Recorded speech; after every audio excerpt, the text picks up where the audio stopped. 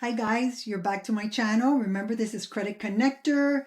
I also have a Spanish channel, which is called Conecto de Crédito. If you guys have any friends or relatives that don't speak English, send them over there. I can help them, build their credit. If they just got to this country, I have tools. And I'm also going to drop my VIP school link where you guys right now can register for free. That is going to be a bilingual platform until the future. And I'm also going to start going live once a month so I can help you better in your credit journey and answer any questions. Guys, subscribe, put a like, remember, put a comment. Let's have everybody see this channel because I'm here just for you guys. So basically this channel, it's all about you guys. I just want to, empower you guys, and I want to help you guys discover your credit potential as an individual, okay? I also want to show you how to improve and leverage your credit worthiness. So remember, so today we're going to talk about the 4 stages of credit repair, okay? The first stage we're going to talk about is probably the most important stage, which is the one that is always overlooked. And when you hire a credit repair company, they're not going to tell you this, okay? Why? Because they want you to be a repeat customer. Remember, this channel gets everybody upset. I don't want the vultures taking advantage of you guys. That's why I'm here to give you everything for free. So number 1, okay, is what got you into that position in the first place. So what does that mean? Why are your credit cards maxed out? Why can't you pay? Did you go through a hard time? Was it that you lost your job and you needed to leverage your credit, to pay your stuff out? Were you just, being unresponsible and just buying stuff that you really didn't need it? I'm a woman. I love expensive stuff. But when I look at something, I ask myself always, is this going to give me money? It doesn't mean that I might not buy myself something nice, but it just means that I am cautious of what I buy, okay? Because we all have to work very hard for our money here. So guys, you got to really take a step back and look at your credit, behavior. What happened, okay? Was it something that you could have avoided? Did you just want to scam the credit cards? Because yeah, you might have gotten maybe 50, 100, 250,000. I don't know how much, but at the end of the day, credit is going to bite you in the butt.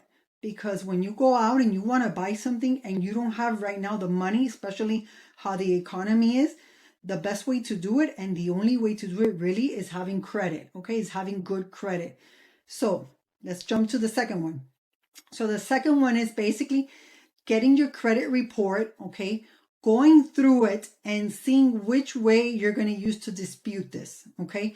A lot of people say, well, factual disputing is better. A lot of people say Metro 2. A lot of people say, hiring an attorney, getting into litigation.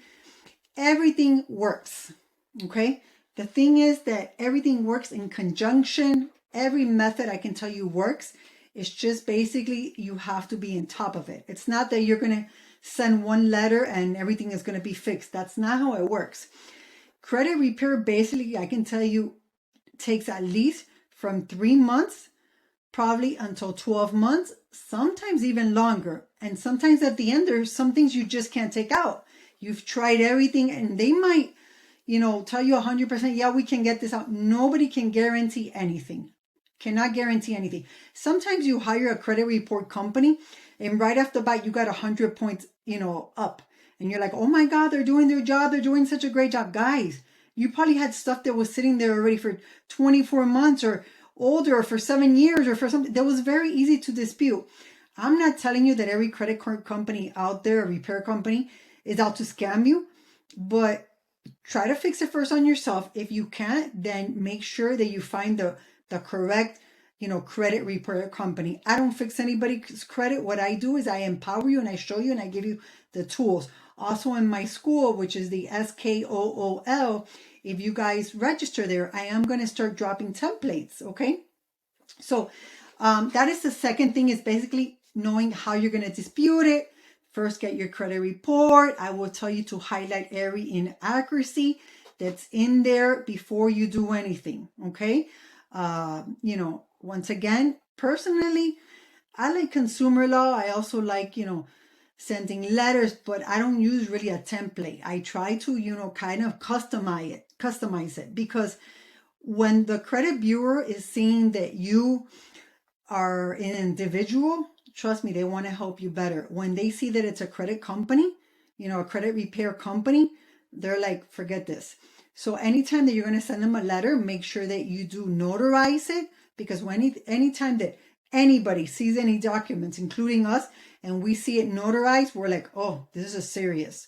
Make sure you notarize it, and make sure you certify it, okay? And make sure that you send it through the mail post box that's in your area, okay?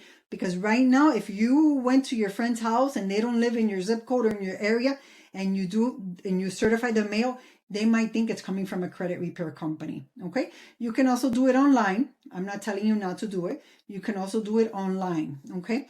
The third thing, which is also very important, that credit repair companies don't tell you to do, is start building your credit while you're in the middle of repairing it, okay? There's companies out there, there's credit cards, there's secure cards, that they'll start reporting in all the 3 credit bureaus, and they're not going to do a hard inquiry because you're going to use your own money to get these cards, okay? They're called secure cards. So there's a lot of tools for you guys to build your credit. There's also Boom, which is, I think it's BOOM. And basically, this is an amazing product. What it does is, if you're paying for rent, okay, and a lot of people don't tell you this, they don't know this. This is what the credit company doesn't want to tell you, is you can actually get them to report 24 months prior. If you've been paying rent, they will check, because they want to make sure that it is, true. So it has to make sure coming out of your bank account. And I've heard sometimes through, I've heard through PayPal, but I'm not sure through PayPal, but also through Venmo, okay? So, and I think it's like $36 a year. Come on, and they report to all 3 credit bureaus. So imagine, if you're repairing your credit and you're already starting to build, positive trade lines, this is going to help you much quicker achieve a credit score of 700 or even higher, okay?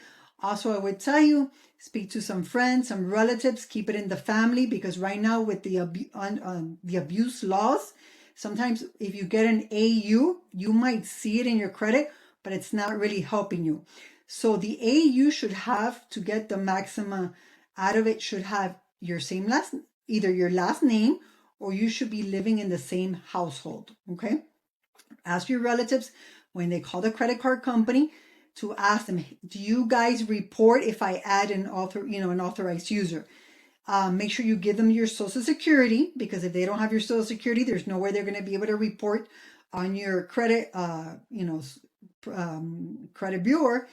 And also make sure, if you're fixing your credit, that when they're going to do that, make sure their utilization is low, okay? That's very important. So you start building your credit. Those are little tools that you can use.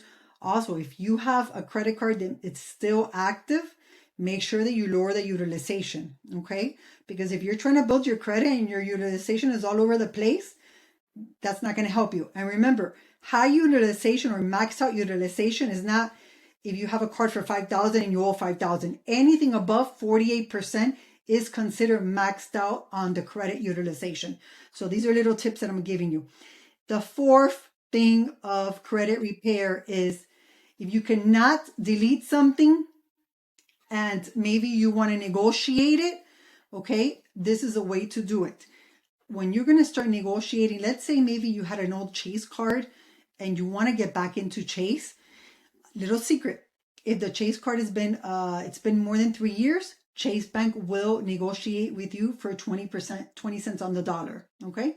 That's a little bonus. Also, you start negotiating with a credit company or, a credit collector, 10 cents on the dollar, try not to go more than 50 cents on the dollar, okay? Remember, if this credit card anyway is going to sell this to a debt collector, they're going to get pennies, guys. Pennies on the dollar. Once you call them and you contact them, and remember, this is the last resort if you want to, get something out of your credit and you can't, there's no way you've been able to. make sure that you do get it in writing that if you do pay this off, they're going to go ahead and remove it from your credit. Okay. Remember, this channel is all about you. Put a comment. I want to get to know you guys. I want to connect with you guys. And my name is Jackie, and I'm always here to help you and to empower you guys with everything that has to do with credit. This channel, remember, is only for entertainment reasons only. I'm not an attorney. I don't get legal advice. Guys, subscribe to my school link.